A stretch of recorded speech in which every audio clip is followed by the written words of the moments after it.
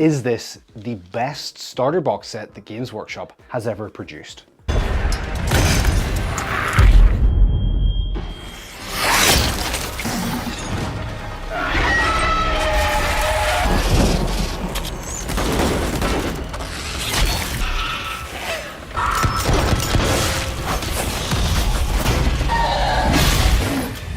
One of the most random comments I get is, "I like your clothes, dude. Where'd you get those from?" That leads me very nicely on to this sponsor, Into the AM. So they sent me over a bunch of clothes and they just said, give your honest opinion. So that's exactly what I'm giving you. And honestly, I'm blown away. The quality of this stuff is actually fantastic. It's actually so soft. They also offered to pay me £50, but instead I said, send me that as a voucher. So if you want to win Into the AM vouchers, all you need to do is drop a comment in the comment section below. Also, I have a discount code, so if you fancy using Into the AM, that massively helps them show that I am a worthy person for them to sponsor. Hi everyone, and welcome back to the More Warhammer channel. The vast majority of my content I've made for this channel so far has been based on Warhammer 40k. This is Age of Sigmar. For people who are not in the know, what is the difference between Age of Sigmar and Warhammer 40k? Think of Age of Sigmar more like swords and sorcery, medieval, Lord of the Rings-esque style, that type of stuff. Warhammer 40k, on the other hand, is a lot more science fiction in its setting and its themes.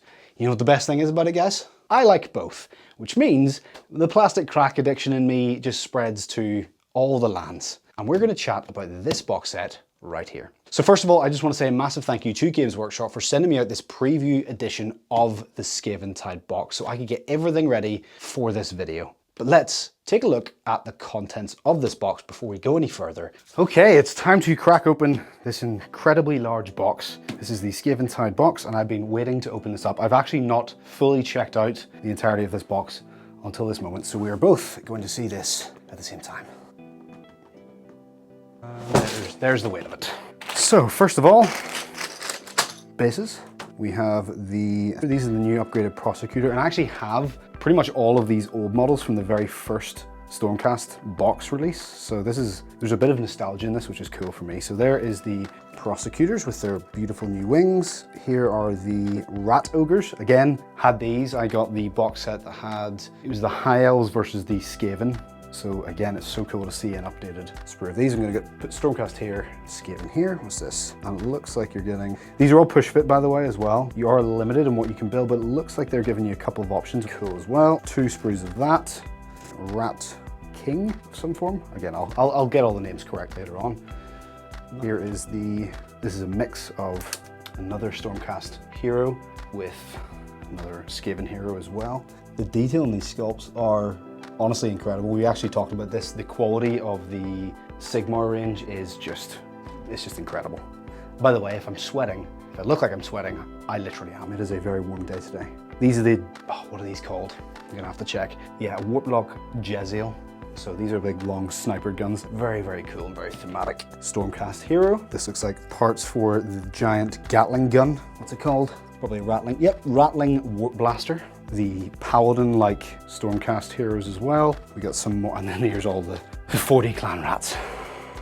And these look like they're mostly 2 to 3 pieces each, so that's going to be nice to put together. And then we've got some terrain, which is a nice little addition. Let's see what else we got. It is so warm in this room. Ooh, so this looks cool. Bring Blight and Ruin, Extend the Tides. Some form of QR code, Slaughter the Hellcrown. My word. They've really stepped up their game in the presentation. Look at that. That is, I almost don't want to open it, but we're going to open it. What? Just in your head. Am I really sweating? Yeah, it's really okay, hot. I'll stop. Yeah. Coming back from my sweat break because it is very, very warm. Right, so let's get into the larger aspect of this box. Whereas now they've really gone that extra mile with the presentation, which is, it's not lost on me. It is very, very cool. So here's this binder that's joining these 2 books. Just trying to be careful. So we've got the main core rulebook. There's my big boy, Ragnos, sick model. Right, so we got that, and then this is the Jade Fire. So this is the new Spearhead. This is kind of a smaller, more stripped back version of the game to make it a bit more beginner friendly, which I'm actually really keen to give a go. And I'll tell you what, if you want me to shoot that as a battle report for the channel, let me know in the comments and I will do that for you, because this is definitely something I think would be a fantastic way to introduce people to the game without it becoming too bloated. So that is very, very cool. They've included that. Got another very nicely presented.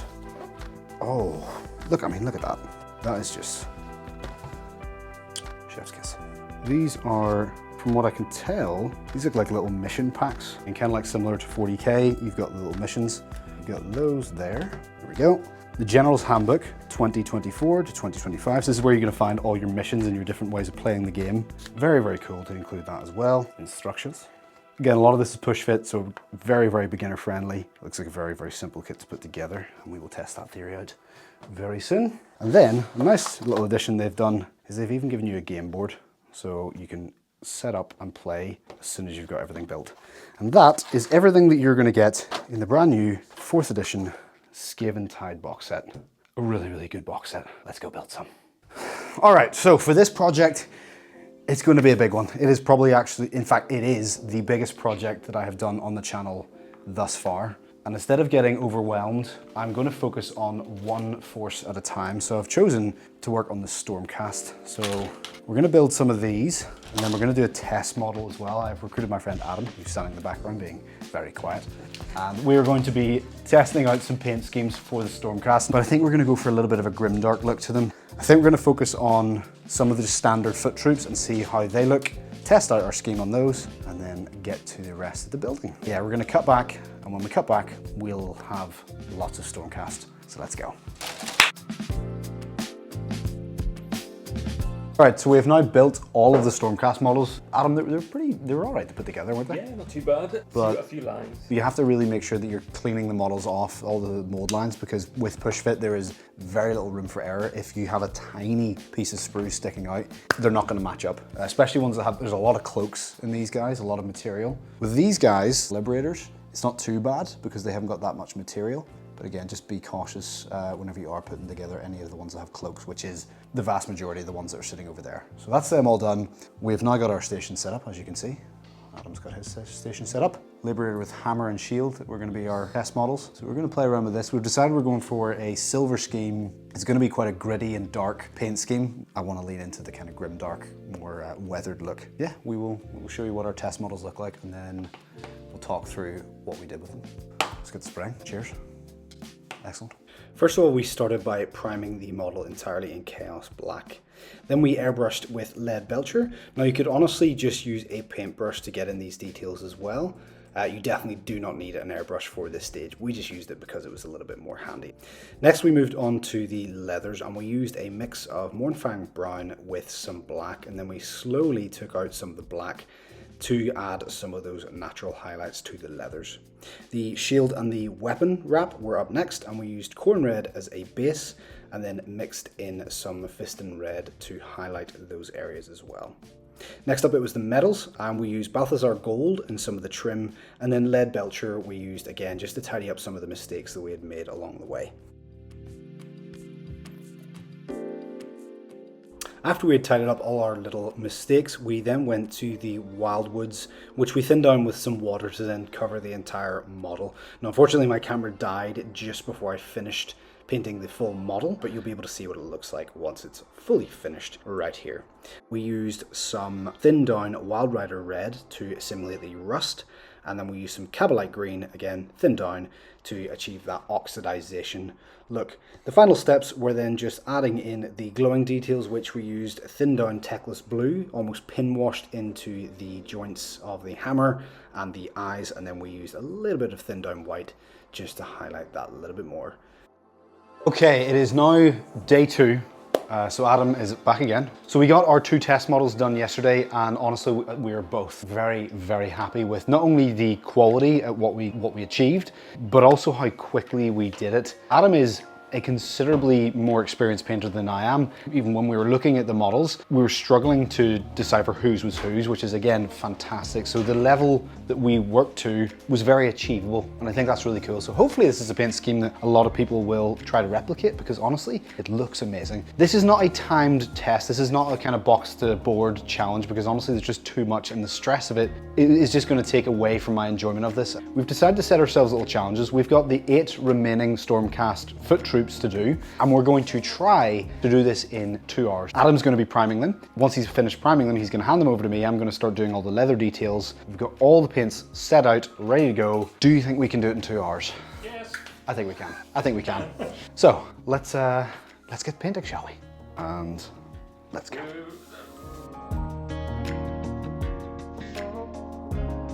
All right, so the 2-hour time limit has just elapsed. Honestly, we got a lot more done than we expected. We obviously wanted to get it done, but I think we have done a considerable amount in those 2 hours. Just doing some rust details, literally just the detail work, but for the most part, we've gotten all of them done. Obviously, we're gonna do the basing, and then I actually managed to we've got a lot of the rust details, so we're working on that. I'd say we'd probably be finished total in about, I'd say another 15-20 minutes. We'd have all the details, and then it's just a case of the base, right? Sure, not including the bases. Yeah. 15-20 minutes. 15-20 minutes. So we didn't quite do it, but again, working to that time limit did make us speed up that little bit more. And so we're gonna finish off the last couple details, and then we're gonna show you what these guys look like once we've done everything properly. But I'm gonna get back to painting because I'm enjoying this so much. Putting in a shift today. So we've got the entire squad of 10 done. They're sitting over there. Now we are working on the prosecutors, I believe they're called. We've been deliberating on what we were gonna do with the wings, and Adam has found a really nice burnt wing. Let me see it. Thank you very much. Hopefully you'll be able to see that. So this is what we tried to do, but the paint just wasn't agreeing with it. So Adam has now gone for this, which I think suits very, very nicely with the entire scheme of the army actually, and keeps it nice and grim, dark. So whilst Adam's doing that, I am working on, I'm just calling them the paladins, these guys with the cloaks and the axes. I'm just working on this one, doing the red for that. And honestly, it's such a rewarding scheme to work on. As soon as you get the wildwood, that wildwood works so well just for making them look grim and like rusted. Not only gets an incredible look to it, but it also hides a little bit of the errors you're doing, so it's very, very beginner friendly. Probably gonna finish these guys. Pretty productive day so far. It's now 9:30. We've been here for 7.5 hours. It's pretty long. With some breaks. Make sure you like and subscribe, please. All right, so I thought this would be a good time to do a little bit of an update in this video. I have now finished every single one of the Stormcast models, bar this gentleman right here. There's a lot of details on the Stormcast models. In fact, that was one of the things I noticed straight out the gates whenever I saw this box release. I thought, oh, there's so many bits, so many like trinkets and scrolls and purity seals, but they're definitely not purity seals. And that was really off-putting. And I have to say, these models are possibly some of the nicest models I've ever painted. And in fact, I would go as far as to say this is probably my best looking army to date. I feel like I really leveled up during this painting process. And the reason why I don't mind about the details is because the details are so crisp. Every single detail sits out properly. It's not hard to get at them, even as a beginner painter. It's genuinely the most fun I've had painting ever. So I've got this guy to do. Moving on to the Skaven. That's going to be tough because there is a lot. And when I say a lot, there is like 40 of them in just their standard troops. So I've got my work cut out for me, but I am really looking forward to it. But enough chatting. Let's get painting, shall we?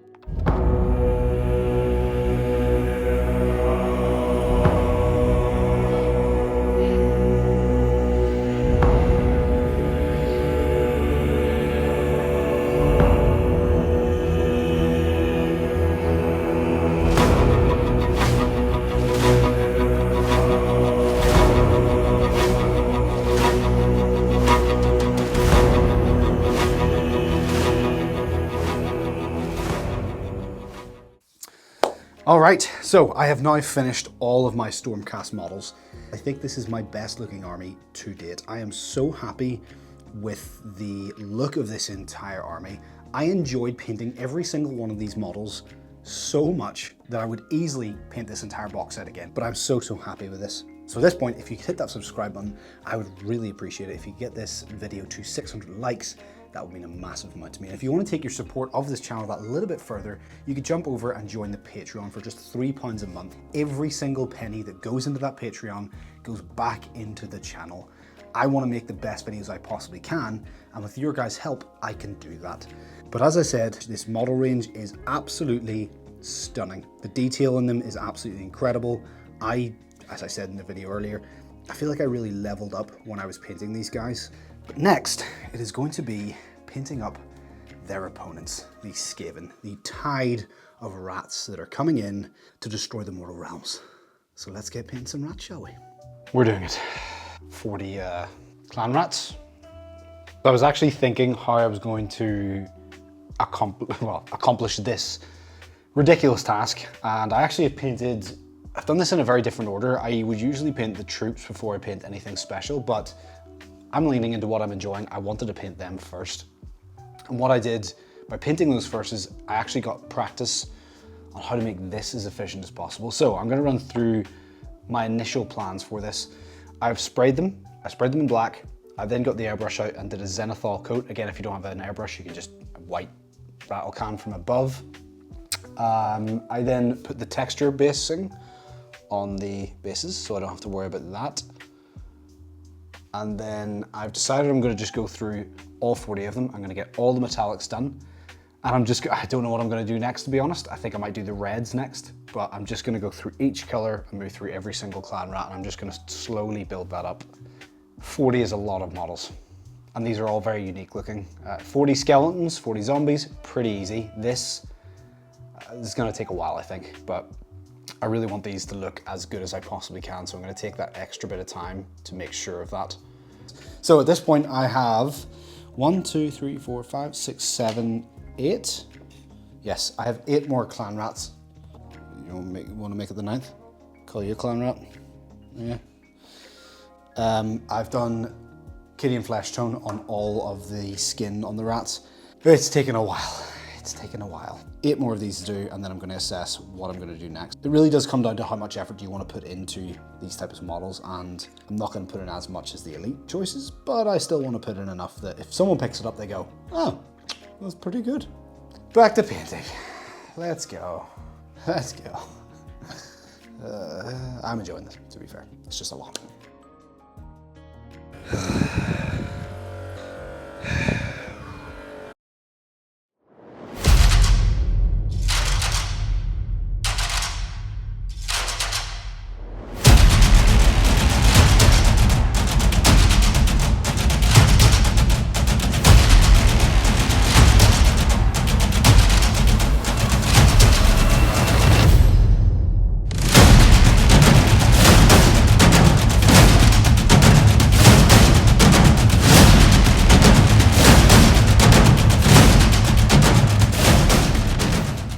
So here it is, the entire Skaventide box set, all finished up. All in all, I think this took me around 2 weeks to get everything painted. Now that was every moment of my spare time spent getting this ready for this video, but that entire process was probably one of the most enjoyable experiences I've ever had in Warhammer. So to answer the question I had right at the start of the video, is this Skaventide box set the best box set that Games Workshop has ever released? My answer is yes. I haven't enjoyed a box set as much as this ever. I also think it's a fantastic place for beginners to get into the hobby. These big box sets are usually things that I get alongside one of my friends. Guys, honestly, Skaventide gets, it gets an entirely separate category of 3 chef's kisses. And with that being said, I'm out. Done.